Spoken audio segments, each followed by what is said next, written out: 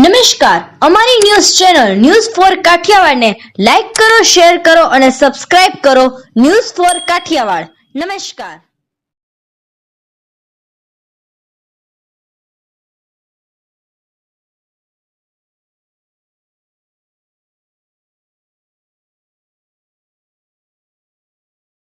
કેશોદમાં જૂના મનદુખ લઈને થઈ મારામારી સામસામી 25 ઇસમો વિરુદ્ધ પોલીસમાં ફરિયાદ નોંધવામાં આવી હોવાનું જાણવા મળ્યું છે. કેશોદના ગંગનાથપરા વિસ્તારમાં એક જ જ્ઞાતિના બે જૂથો વચ્ચે બનેલી ઘટનાથી દવાખાને ટોળેટોળા ઉમટી પડ્યા હતા.